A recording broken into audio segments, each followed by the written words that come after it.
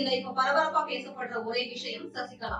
பிப்ரவரி 8ஆம் தேதி காலை 9 மணிக்கு சென்னை நோக்கி புறப்பட்டு வரும் சசிகலாவை தமிழக எல்லையிலிருந்து தீநகர் வீடு வரைக்கும் வழி நெடுங்கில் வரவேற்க சசிகலாவின் தொண்டர்கள் பிரம்மாண்ட ஏற்பாடுகளோட தயாரா இருக்கிறாங்க. பெங்களூர் விக்டோரியா மருத்துவமனையில இருந்து வெளியே வந்த சசிகலா அதிமுகவின் பொதுச் செயலாளர் தான் ஜெயலலிதாவின் நேரடி அரசியல் வாரிசு தான் மட்டுமே எல்லோருக்கும் உணர்த்துற வகையில ஜெயலலிதா பயன்படுத்திய அதே கார்ல அதிமுகவின் கொடியோட சசிகலா மேற்கொண்ட பயணம் அதிமுகவில பல அதிர்வலைகளை ஏற்படுத்தியது. இதனால கோபம் கொண்ட அதிமுக தலைவர்கள் மற்றும் அமைச்சர்கள் KP முனுசாமி, ஜெயக்குமார், CV சண்முகம் ஆகியோர் எல்லாருமே ஒன்னா சேர்ந்து தமிழக காவல்துறை தலைவர் திரிபாதியிடம் சசிகலா அதிமுக கொடியை பயன்படுத்த கூடாதுன்னு சசிகலா, தினகரன் இருவருமே தமிழ்நாட்டுல கலவரத்தை உண்டு பண்ணி சட்டம் ஒழுங்கு பிரச்சனையை ஏற்படுத்த திட்டமிட்டு இருக்கிறாங்கன்னு அவங்க மேல புகார் கொடுத்திருக்காங்க. சட்டமன்ற தேர்தலுக்கு இன்னுமே சில மாதங்கள் மட்டுமே இருக்கிற நிலையில பயிர்க்கடன் தள்ளுபடி, ஜல்லிக்கட்டு வழக்கு வாபஸ்னு பல புது திட்டங்களை அறிவிச்சிட்டு வர முதலமைச்சர் திமுகவை செம்மையா எதிர்த்து மக்களை சந்திச்சு தீவிர வாக்கு சேகரிப்பில் ஈடுபட்டு வர்றாரு. இது ஒரு புறம் இருக்க, இன்னொரு புறம் சென்னை வரும் சசிகலாவை எப்படி சமாளிப்பது, கட்சியை எப்படி காப்பாற்றுவதுன்னு அடுத்தடுத்த கட்சி நிர்வாகிகளோட தனி ஆலோசனை மேற்கொண்டு வரும் அதிமுகவின் நிலை மிகவும் தர்ம சங்கடத்தில் சிக்கி உள்ளது என்பதுதான் உண்மை. ஜெயலலிதா உடல்நல குறைவால மருத்துவமனையில் இருந்தபோது சசிகலாவின் பரிந்துரையின் பேர்ல ஓ பன்னீர்செல்வம் முதலமைச்சரா நள்ளிரவுல பதவியேற்றார். அதன் பின்பாக தினமும் போயஸ் கார்டனுக்கு சென்ற அமைச்சர்கள் சசிகலாவை கட்சிக்கு தலைமையேற்க வலியுறுத்தும் புகைப்படங்களும் வீடியோ காட்சிகளும் ஊடகங்கள அப்போது மிகவும் பரபரப்பாகவே ஒளிபரப்பப்பட்டது. ஜெயலலிதாவை போல கட்சியை ராணுவ கட்டுப்பாட்டில் நடத்துவதற்கு சசிகலா பொதுச் செயலாளர் ஆவதுதான் ஒரே வழின்னு முதலமைச்சர் ஓ பன்னீர்செல்வம் பெயரில் வெளியான அறிக்கைக்கு பிறகு டிசம்பர் 29ஆம் தேதி நடந்த அதிமுகவின் பொதுக்குழு கூட்டத்தில் சசிகலா கட்சியின் பொதுச் செயலராக தேர்வு செய்யப்பட்டார். சசிகலாவின் முதலமைச்சர் கனவை நிறைவேற்ற 2017 பிப்ரவரி 5ஆம் தேதி அன்று ஓ பன்னீர்செல்வத்தை முதலமைச்சர் பதவியில இருந்து ராஜினாமா செய்ய வைத்த சசிகலா தனக்கு பெரும்பான்மையின் MLAக்கள் ஆதரவு இருக்கிறதால தன்னை ஆட்சி அமைக்க அழைக்க வேண்டும் அப்போதைய ஆளுநர் வித்யாசாகர் ராவை சந்தித்து வலியுறுத்தினார் சசிகலா.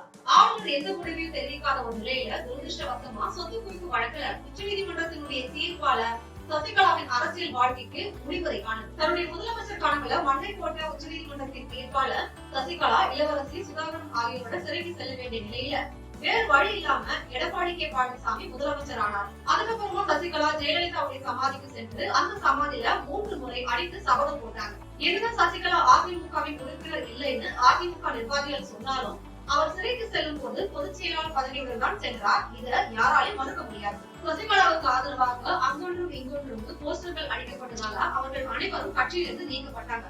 ஆனா இப்போ தமிழ்நாடு முழுவதும் சசிகலாவுக்காக போஸ்டர்கள் குவியுது. இந்த நிலையில இன்னும் எத்தனை பேரை கட்சியிலிருந்து நீக்குவது சாத்தியம் அப்படின்ற ஒரு கேள்வியும் எழுப்பப்படுது. சசிகலா சிறையிலிருந்து வெளியே வருவதற்கு முன்னாடி கூட்டமா வந்து தடாலடியா பேசிய அதிமுகவின் முக்கிய புள்ளிகள் பலரும் இப்போ அடக்கி வாசிக்கிறதும், பிரஸ் மீட்ல யார் பேட்டி கொடுப்பது என்ற தடுமாற்றமும் அதிமுகவுக்குள்ள இருக்கும் குழப்பத்தை பழிச்சுன்னு காட்டதான் செய்யுது. அதே சமயம் அதிமுகவுல சில MLAக்களும் சில அமைச்சர்களும் சசிகலாவுக்கு மறைமுகமாக அல்லது நேரடியாகவே ஆதரவை தரலாம் என்ற தகவலும் மிகவும் வேகமா கசிய ஆரம்பிச்சிருச்சு. இந்த ஒரு நிலையில சசிகலாவை மீண்டும் அதிமுகவுல சேர்க்க 100% வாய்ப்பே இல்லைன்னு ஜெயக்குமாரும், கழகத்துல யாருக்குமே அந்த எண்ணம் இல்லைன்னு முதலமைச்சர் எடப்பாடி K பழனிசாமியும் திரும்ப சொல்லி வந்தாலும் OPS இதுவரை எதுவும் சொல்லாமல் மௌனம் சாதிப்பது ஏன் என்ற கேள்வியும் எழதான் செய்யுது. பீனிக்ஸ் வடிவத்தில் அமைக்கப்பட்ட ஜெயலலிதா சமாதி சசிகலா சிறையில் இருந்து வெளியே வந்த அதே 27ஆம் தேதி பல்லாயிரக்கணக்கான தொண்டர்கள் பலத்தோட முதலமைச்சர் எடப்பாடி K பழனிசாமி திறந்து வச்சார். அதே போல சசிகலாவும் ஜெயலலிதாவும் இருந்த போயஸ் கார்டன் இல்லமும் அரசுடைமையாக்கப்பட்டு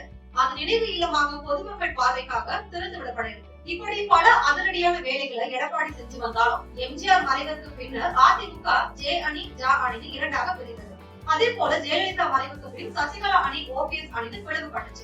அதே போன்ற ஒரு நிலை தற்போது மீண்டும் வரலாம்னு சொல்றாங்க அரசியல் விமர்சகர்கள்.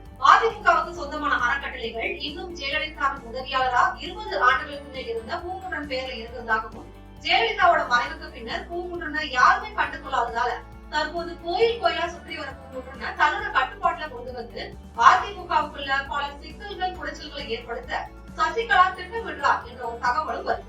அதிமுகவுல இப்ப நடக்கிற சம்பவம் மாதிரியே 1987 நடந்த ஒரு குட்டி பிளாஷ்பேக்கை இப்ப பார்க்கலாம். 1987 எம்ஜிஆர் மறைவுக்கு பிறகு அதிமுக உடைந்து ஜே ஜான 2 அணிகளா பிரிஞ்சது. ஜே அணிக்கு ஆதரவாக அன்றைய தலைமை நிலைய செயலாளர் அரங்கநாயகம் நீதிமன்றத்துல வழக்கு போட்டு கட்சிக்கு ஜெயலலிதா தான் உண்மையான தலைவர்னு நீதிமன்றத்துல வாதாடினார். அன்றைய சூழல்ல MLAக்கள் பலரும் ஜானகி அணிக்கு ஆதரவாக இருந்தாலும் S. Thirunavukkarasu, Nellai Karuppasamy Pandian, Thennavan, Madurai Navaneetha Krishnan, S R. Radha, KPSSR, Pugamchand, Salem Kannan, KP முனுசாமின்னு பல நிர்வாகிகள் ஜெயலலிதா பக்கம் இருந்தாங்க. கட்சி நிர்வாகிகள் ஒன்று கூடி ஜெயலலிதாவை கட்சியின் பொதுச் செயலாளராக தேர்வு செய்ய கழக எம்எல்ஏக்கள் ஒருத்தரா ஜெய அணிக்கு தாவ ஆரம்பிச்சாங்க. ஆனா ஆட்சி கையில இருந்ததால ராயப்பேட்டையில இருக்கிற அதிமுக கட்சி அலுவலகம் ஜானகி அணி கட்டுப்பாட்டுல இருந்தது. அதன் பின்னர் 1988ஆம் ஆண்டு ஜனவரி 30ஆம் தேதி சட்டமன்றத்துல பெரும்பான்மை நிரூபிக்க முடியாததால ஜானகி அம்மையார் ஆட்சி பொறுப்பை இழந்தார். ஆளுநர் ஆட்சி இருந்த சமயத்துல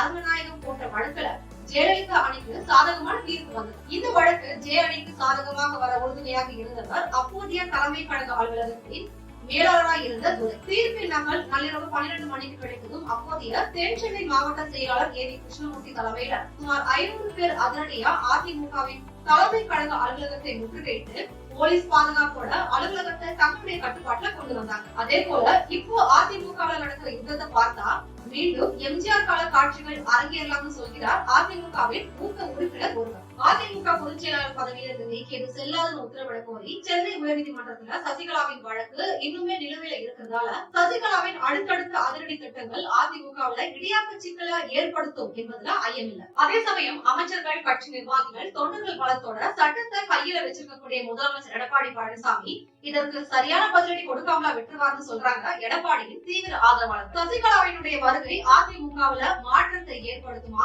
விரைவில் நடைபெற இருக்கும் சட்டமன்ற தேர்தலில் அதிமுக தொண்டர்களை குழப்பத்துல ஆழ்த்துமா? அல்லது அதிமுக அமமுக இணையுமா என்ற கேள்விகளுக்கு விடை தற்போது இல்லை என்றாலும் சசிகலா என்ன செய்ய போகிறார் என்பது பலருடைய எதிர்பார்ப்பாக இருக்கு. திமுகவின் வெற்றி 200 தொகுதிகளில் உறுதி என மேடைக்கு மேடை முழக்கமிட்டு வரும் திமுக தலைவர் ஸ்டாலினுடைய வெற்றியை முறியடிக்க அதிமுகவும் அமமுகவும் ஒன்றிணைந்து களம் இறங்குமா? அல்லது அதிமுகவின் தொண்டர் பலமே திமுகவை வீழ்த்துவது தனி ஆவணம் பாடுமா என்பதை அடுத்தடுத்த நிகழ்வுகளே வெட்ட வெளிச்சமாகும். முறையான அனுமதியோட சென்னை வரும் சசிகலாவிற்கு சட்டம் ஒழுங்கு பிரச்சனையை காரணம் காட்டி மிகப்பெரிய ஆப்பு வைத்திருக்கும் எடப்பாடியின் போலீஸ் வியூகத்தை சசிகலாவும் தினகரனும் எப்படி கடக்க போகிறார்கள் என்பதே தற்போதைய ஹைலைட். இதையெல்லாம் வேடிக்கை பார்க்கும் ஜெயலலிதா அம்மையாரின் ஆன்மா யார் பக்கமோ பொறுத்திருந்து பார்க்கலாம்.